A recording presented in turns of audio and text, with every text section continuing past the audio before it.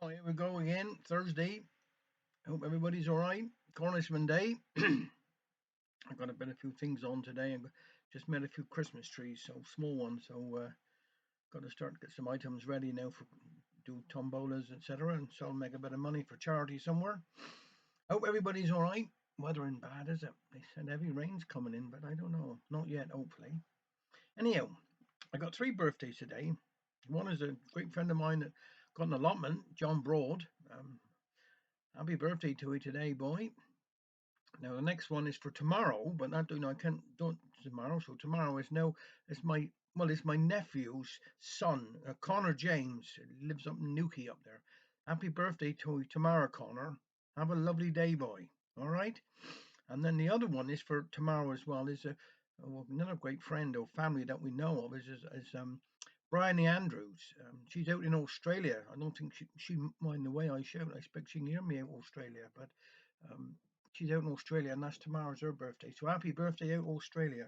Of course, we're halfway there now. I suppose it's nearly bedtime for them out there. So anyhow, I'm going to do this one here today by Liz Arman. How Feather's goose was cooked. The table was all laid for dinner. The Christmas pudding steamed gently away.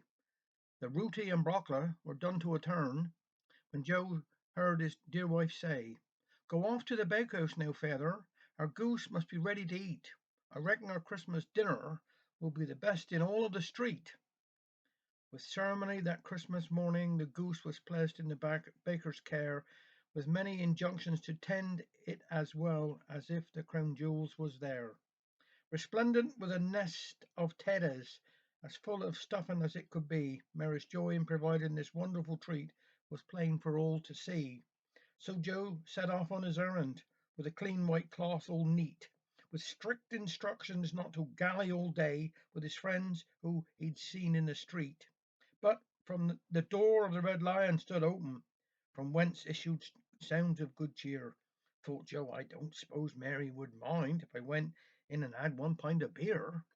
But one pint of beer led to another, and time passed merrily away. The Shanagrum slipped down his throat, easily down his throat, until he heard someone say, "Aren't you supposed to be fetching your dinner? I don't know what Mary will say. If you don't hurry up and get back home, come Joe, will be on your way." And lurching out of the bakehouse with cloth-covered goose in his hand, a sight met his eyes that delighted his heart, a sweet Carolining band. 'Twas a primitive Methodist choir, voices raised in the first Noel, and Joe, who was blessed with a fine tenor voice, decided to join in as well. Now Lizzie sent in long by mother to see if her dad could be found. Spied her father drunkenly singing the dinner at rest on the ground.